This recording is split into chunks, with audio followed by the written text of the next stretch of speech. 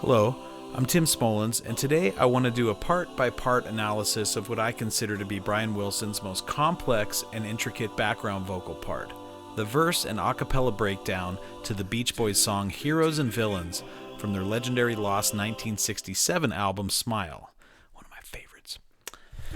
I'm going to sing each part myself and show you how each of the 9 vocal parts individually, 9 times, how they ultimately come together as a unified whole. But do yourself a favor first, listen to the 2011 version of Smile, Heroes and Villains for reference. This vocal part is behind the verses, and it's also an a cappella breakdown where it is totally exposed to the listener. It's awesome. Just to give you a taste of this wild thing, here's what it sounds like all together. You can also download the PDF of the 9-part vocal score with a link in the description. Real quick before we go on, I want to show you the entire 9-part vocal score triggering this cheesy sort of jazz scat MIDI sounds. It just says doop or something like that. So the sound's not going to be great because it's just triggering a MIDI sound, but you'll hear all these 9 parts and follow along with the score.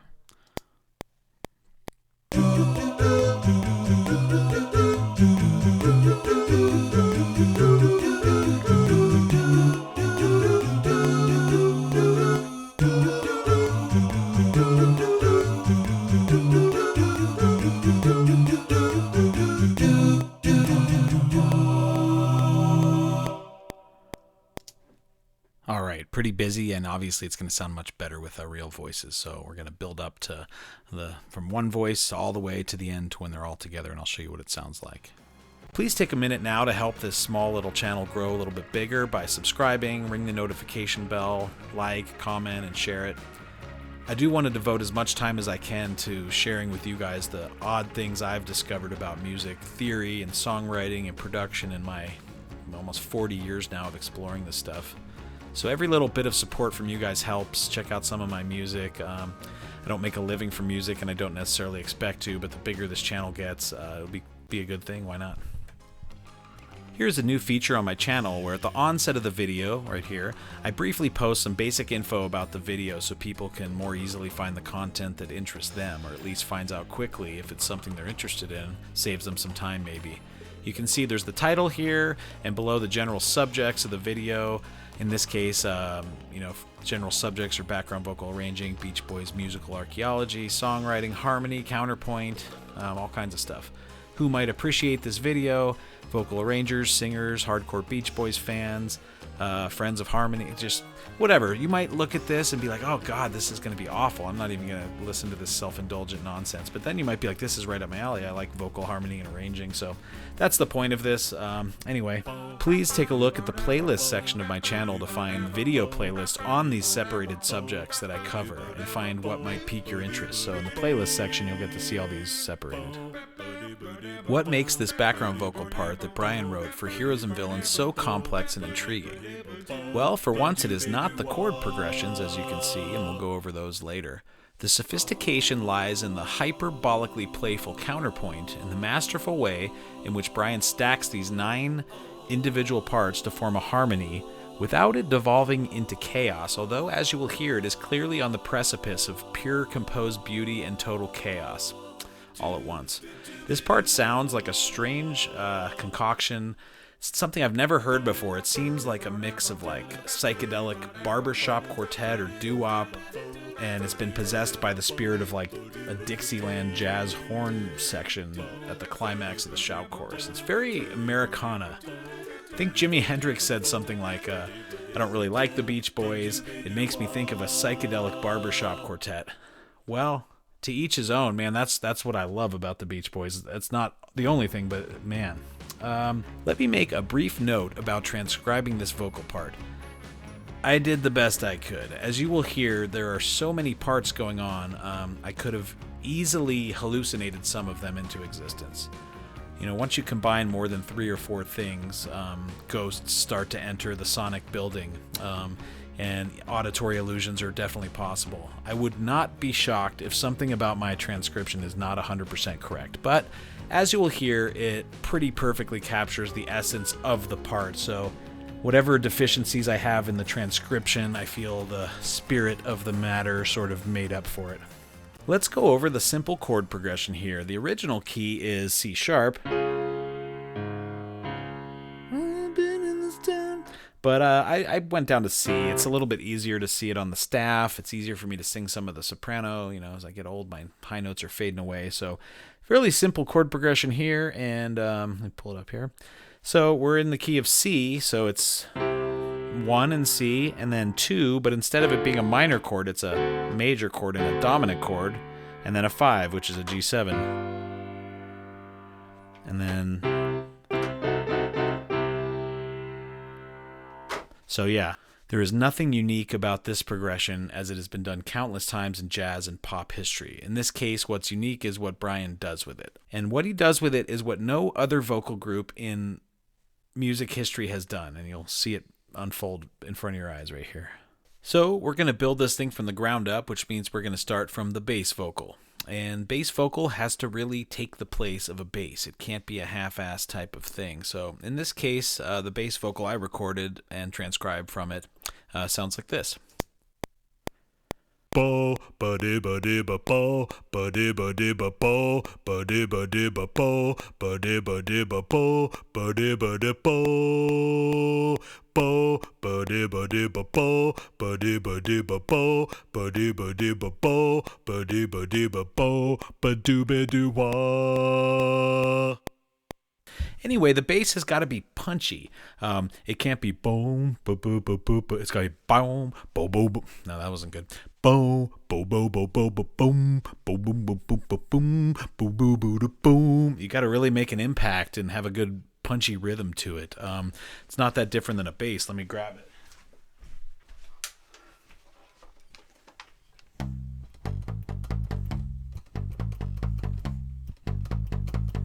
Is that out of tune? You get the point, though.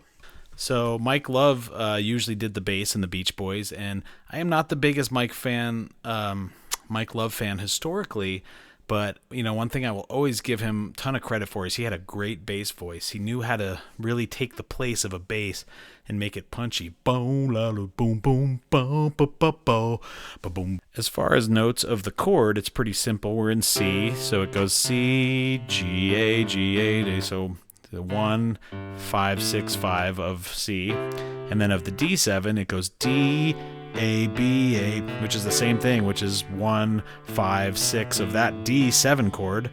And then when it goes to G7, it does something interesting. Instead of going to G, boom, it stays up on D, the 5th of G7. Boom, G, A, G, A, boom, ba-doo, ba-doo, boom. It makes the bass line kind of circular in that way to not always go to the root. So that's pretty cool.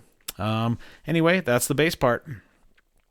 The next part I call baritone 1. It's just up from the bass. There's so many parts in this I had to do like multiple baritones just to make it all work. And this one almost seems to conflict in rhythm with the bass. The bass is pretty punchy and definitive. Boom, boo-doo, boo-doo, boom.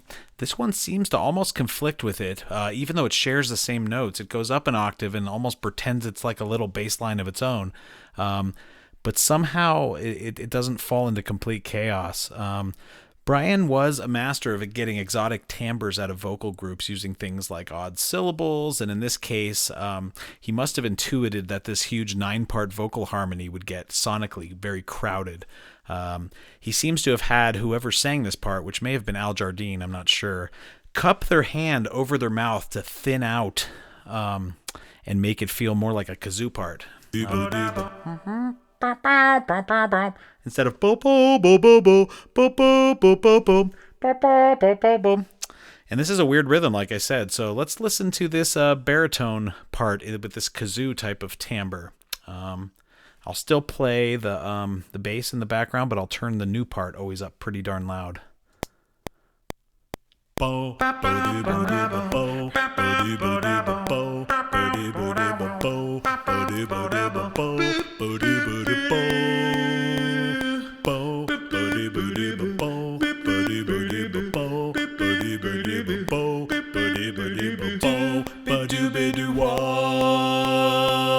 So that's pretty cool. It starts off, like I said, in kind of almost like a rhythmic conflict, but the parts above it are probably going to balance it out. But one is 1, 2, 3, 4, boom, boo doo boo boo boo. The one starts on the off, the other one starts on the offbeat. 1, 2, 3, 4. Anyway, pretty cool stuff. As far as the notes that baritone 1 is playing, it's the same as the bass, but it's up an octave of C. It's just 1, 5, 6, 5. But then it does something cool and different on the D7 chord. It goes up to the 9. It goes, and then, which is the same as 2, and walks down from 1 down to the dominant 7. So when it goes to the 2 chord, the D7, it goes do do do do ba ba ba do. Then do do do do do do do. On the G7, it's just 5 1 2 1 of G7. So pretty simple parts. Let's listen one more time to both of those at a normal volume. Bo, bo dee bo dee bo bo, bo dee bo dee bo bo, bo dee bo dee bo bo, bo dee bo dee bo bo, bo dee bo dee bo, bo, bo dee bo dee bo bo, bo dee bo dee bo bo, bo dee bo dee bo bo, bo dee bo dee bo bo, ba doo ba doo wah. Yeah, both parts are very rhythmically assertive, I guess you could say. So that's cool. Let's see what the next part brings. Baritone 2, just above baritone 1. Transcribing this part from Brian was so difficult that I'm not 100% sure I got every note right. It's impossible. When you listen to how many vocals there are, you kind of hear ghosts in there that may or may not exist. So this part may have been one of those ghosts. I heard something punchy and kind of reinforcing that, stabilizing a little bit that turbulent rhythm. So this Barry 2 part is just this little punchy part, and I'll leave the old ones on, the other two, the bass and the baritone 1, and I'll turn this one up pretty loud. And this one is pretty subtle.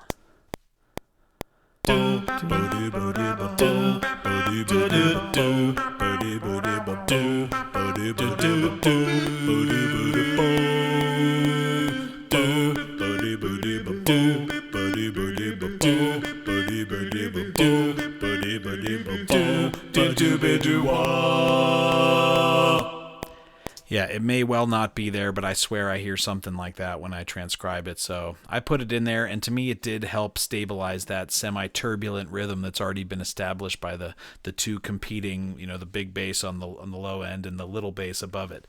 Let me say it is a huge aid to me and my musical efforts when you purchase any of my albums. This very song, Heroes and Villains, inspired the title track of my 2018 release by my group ISS called She's a Girl. It's an unapologetic homage to the Beach Boys' smile and pet sounds and 60s orchestral pop in general. You can hear the title track, She's a Girl, on YouTube, and please consider getting the album on Bandcamp or timsmolens.com. If you like the Beach Boys and you're here because of that, I think you're really going to dig that record. I do teach music classes on Patreon, which is really just an extension of these types of lessons that I cover here. It's called High Castle Conservatory. Please consider joining me there for some deeper dives into this crazy, weird wormhole that I like to explore. Hit subscribe below, notification bell. My website is timsmolens.com, and I do have an email list right on the front there, so please consider that or follow me on Facebook. Lastly, please consider picking up my latest release, The Egg That Never Opened, by a group of international virtuosos I call High Castle Teleorkestra. You will hear different skills of my production and arrangement all come together. You can pick it up on Bandcamp or highcastleteleorkestra.com as a double LP, 180 gram, beautiful package, a double CD, which is also this amazing digibook, or download. We have the tenor and the alto. They are kind of like this little Dixieland riff that could be one part if it was a horn or a clarinet. But Brian decided, I think wisely, to divide it up into lower, and then someone does the top, and that means they can really focus on being punchy rather than focusing on the pitch of that slide. So if you're in C, the notes are a flat 3-3, which is kind of a bluesy bend, and then up to 6.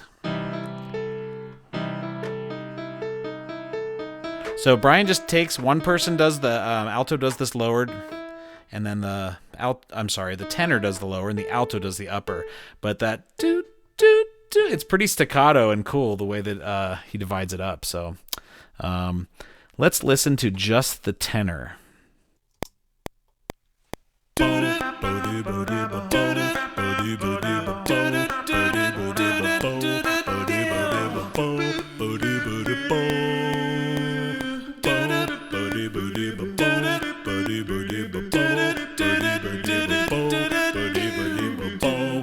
ba-doo-ba-doo-wah. You're almost acting like a horn section. Damn, little slides here and there. Vocals can do that. It doesn't always have to be oohs and ahs, you know?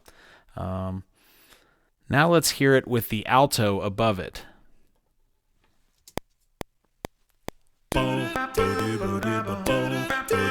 Sorry, let me turn it louder.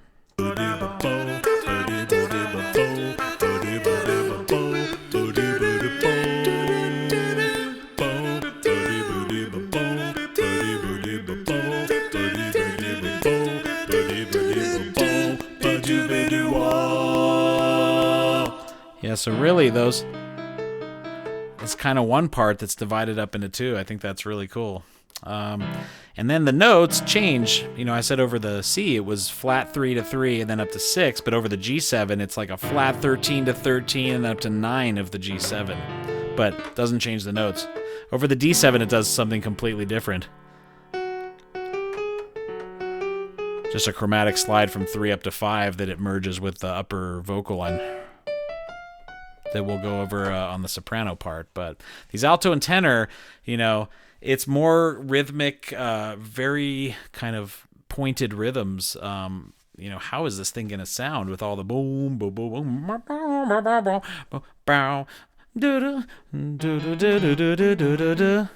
but up an octave. Really hard stuff to sing, man. Seriously. That's the alto and tenor. And the last part of the first 6 parts, the other 3 are kind of separate, but on top of it, is the iconic soprano part, which fans of the song will recognize as one of the instrumental themes of the tune. This part brings the whole tune together, puts the feather in the cap of this historically unmatched vocal part, sort of Dixieland doo-wop extravaganza. It's hard to sing, especially the high part, and it's kind of staccato and very rhythmic, just like the other parts, and it's very chromatic, so hard to sing in tune when you sing chromatically. Brian, who is usually on top, is definitely singing this on the record, and I think he is an underrated singer. So we're in C, and it starts on 9 or 2, and chromatically walks down to 1. Then it goes down a half step to the major 7 and walks down to 6 chromatically. Stays on 6 and walks down to 5 chromatically. And then stays on G and walks down to F chromatically. Then goes into a line, which is a very bluesy line, and it ties in with the alto part, which I was showing you before. That's down here. They kind of go together, so the top goes over that D7 chord. It's a blues, and the alto just goes in the major 3rd. Very typical line in D7.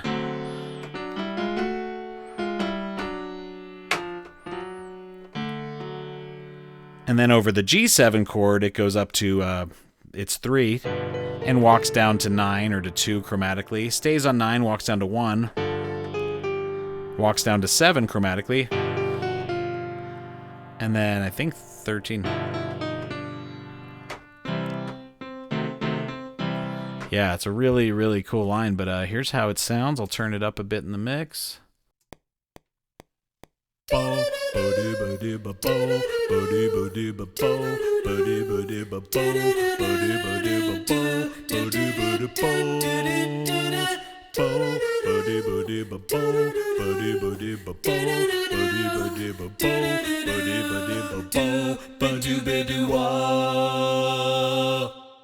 right, so yeah, that finishes off the first 6 parts. We had bass, baritone 1, baritone 2, tenor, alto, soprano. I thought I was just about done transcribing it. Then I kept listening, and I kept hearing these notes like sustaining over it, but I was thinking maybe certain, one of those parts I've already showed you are kind of lingering on certain notes.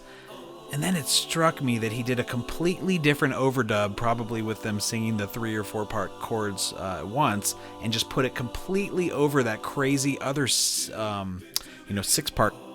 And it really helps with these sustained notes, help with all those staccato notes that you hear from the do do do do do do doom.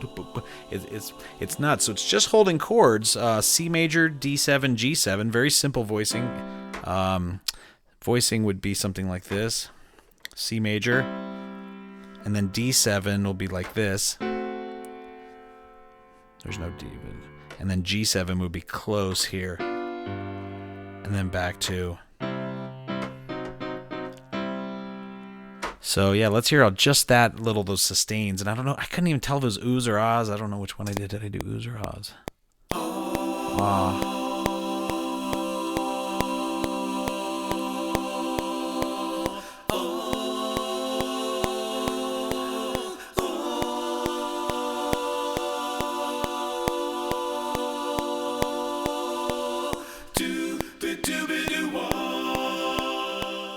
Usually background vocals are the kind of things you write and record together, but he just had this idea that, hey, let's get 3 or 4 voices and we'll just sing the chords and that'll add. So it could have been 4. I think it's 3 voices there, so I'm calling that 9 parts all together. Okay, last I am going to show you how this all sounds and build it up one more time really quickly so you can just hear the grand scheme here. Remember, you can download a PDF of the 9-part vocal part that I transcribed, link in the description. You can listen and play around with the parts. The notation will kind of show you some of the little riffs that it's doing.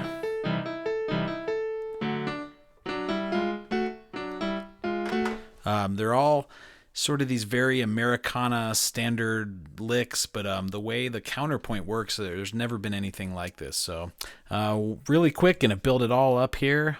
Bass vocal. I also did some doubles of everything except the bass. Bass doesn't sound that good doubled. Brian used to have all the guys sing the one part and then do another track of that. So 2 live takes of them all singing together. In this case, I did it all, so they're all overdubbed. So we have bass. Then we have that baritone 1. Then we have the baritone 2. Let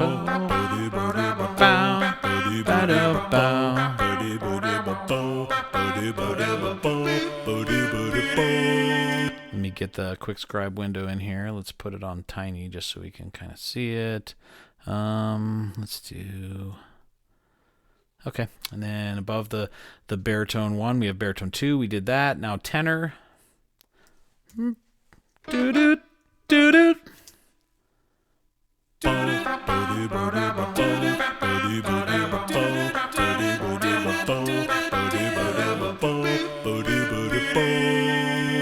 And remember that alto is connected to that.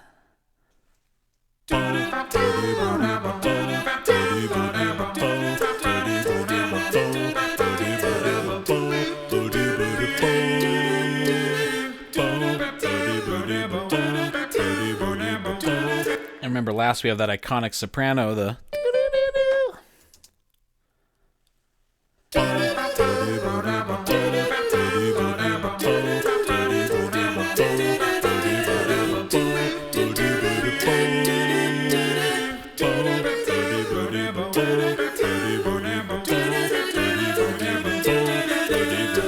Okay, so then we'll hear it with that little choir. I doubled each of those parts. Remember, there's 3 choir parts. So that will be it.